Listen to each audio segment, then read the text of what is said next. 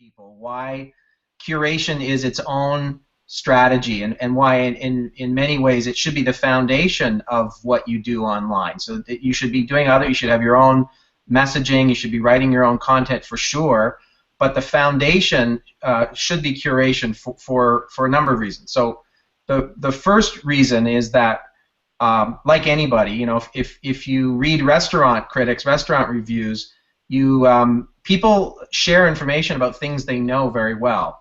So the more you share about subjects that you know about, the more you show by what you're sharing, you show what you know. And that's really important to attracting people to your business. So that's one. Show what you know. I like that. Show what you know.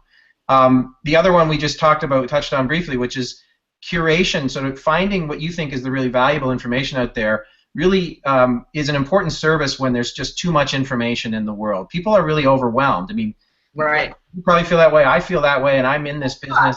It makes you think, oh my goodness, how many more articles or I'm like, it's so much to take in. It's really hard to. It can really overwhelm quickly, for sure. Very much so. So when you find what you think is the best stuff, you go through a lot of the stuff and you discard the noise and you say, this is the best stuff I've read this week. Just doing that is actually a value-added activity. What I like to say to people is we live in a world where information is raw material. And when you curate and you pull the best stuff together and you maybe give it some context, you actually are creating value out of that raw material that really by itself becomes less and less valuable because there's too much of it. Right, right. I like how you describe that, and I interviewed Bill Winterberg for this series as well, and his Bits and Bytes weekly video cast. That's 4 or 5 minutes. I mean, his objective of that is to curate all the technology news that an advisor needs to have and deliver it in 4 to 5 minutes every week, so that he's providing that value of what's going on in the world without me as an advisor, an individual advisor, having to read and slog through all of that information to know what's going on. Yes, and so that leads me perfectly to the third point, which is that curation is actually an act of giving. It's a very generous kind of thing, which is why I encourage financial professionals, advisors of all kinds, to think of how they can curate as a way of adding value and giving something of value to their customers, to their clients, to prospects, to people in their broader network, their peers. That it really is a generous act that when you invest time and energy in filtering out the noise and only concentrating that signal, you as Bill is doing, you really do you really are giving something to somebody in a valuable way, and it's seen. If you ever have this experience, if someone says, you know, you really should read this book, or you really ought to read this article, I read it and I thought about you, and if you read it and it connects with you, you feel like that person gave you a gift. By drawing your attention to that piece, they gave you a gift, and all they did was think of you in a contextual way and shared it with you. That is one of the most, I'll say, beautiful ways of describing it, because I warmed up inside, because I do know that the advisors listening here have really good intentions, and they really do have the best interests of their clients in mind, and they want to just give and share and be out there. And I know the book recommendation is just a great example to say, you know, when someone recommends and says, oh, have you read, I really think you should read this, it feels, and that's where the warmth came, it's like, it's very personal to you individually, which it absolutely is a gift for sure, and to think about not only the fact that you are saying, I know something about you and I believe that you will be interested in this. Also, you're giving them back things like time and energy, and they can focus on things they'd rather be doing, right, than being like, I should stay tuned on everything going on in personal finance or in technology or in all these different areas. That's absolutely right, and it's so funny how you are very unconsciously walking right into the next point, which is Oh my goodness, we are in sync, Jay. I was really when Jay brought up the idea for everyone on the call. When Jay brought up the idea of curation, I was absolutely attracted in like a magnet, because I'm like, I don't know exactly how to address that, and Jay's take on it was one that I felt was so valuable that advisors need to hear. It's I'd say a unique perspective in a very good way. So, all right, number 4. That's the fourth point. The fourth point is curation really gives you a way to share something of your personality, of yourself. And we all know, I mean, in the financial services business, trust is a huge factor. And people do business with people they know, like, and trust. And that's, I say that a lot. It's very important, because knowing somebody is a very important part of trusting them. That you don't trust strangers, and you may find you come across lots of people in your day-to-day life, and that say that person's really smart.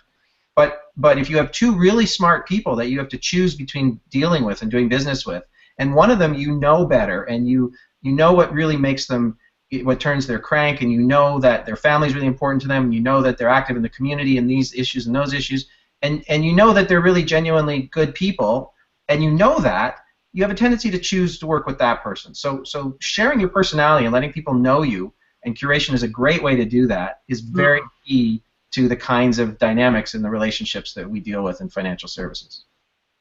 Yeah, that is another really strong point. I want to know, I don't know the 6 strategies ahead of time here in this conversation, so I'm like on the edge of my seat as well to hear what they are. But I find any kind of marketing, that even if you're generating your own content, I encourage advisors all the time to get more personal.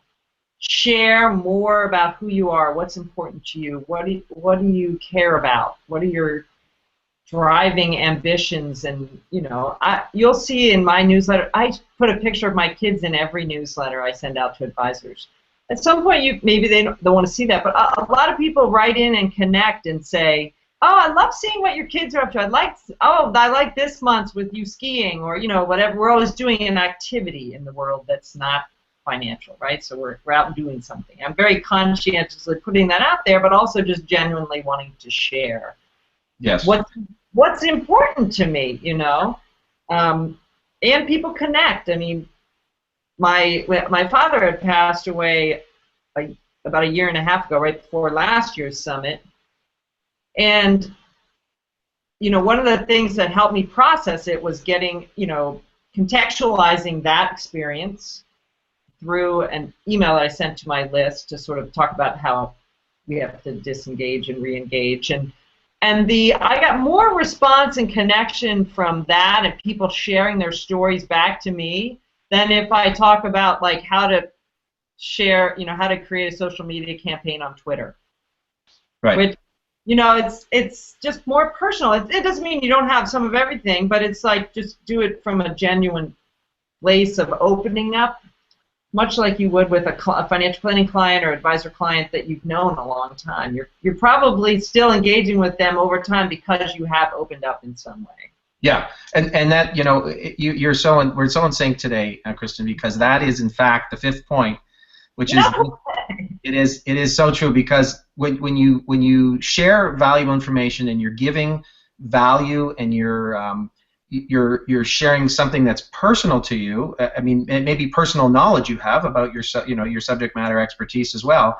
Sure. It creates these opportunities for engagement. It creates these opportunities for people to reach out and connect with you, which is really where you get value in social networks. It's really a relationship system, and so you give people opportunities to reach out and have conversations, get to know you better, engage more, have those conversations that may lead to business opportunities, and just as important, share your content with others in their network. People are not going to share your information that you share unless it somehow touches them or connects with them. So that really also leads to the 6th point, which is you can't write enough content to be visible in people's networks all the time. I mean, I don't know about you. I'm in this business.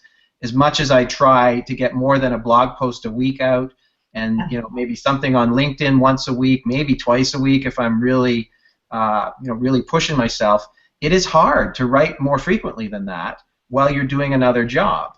So Right. when Absolutely. I can share, like I share 12 times a day on Twitter of other people's content that I think is great. And I can do that in a lot less time with a number of really powerful tools than I can generate my own ideas. And so to me that is really important, because every time you tweet and every time you share something on LinkedIn that's valuable, or on Facebook or on Google Plus, Right. you are becoming top of mind for somebody. Even if they don't click on it, even if they don't read it, they see that you're there adding value, and that becomes part of what they associate with you and your brand. Right.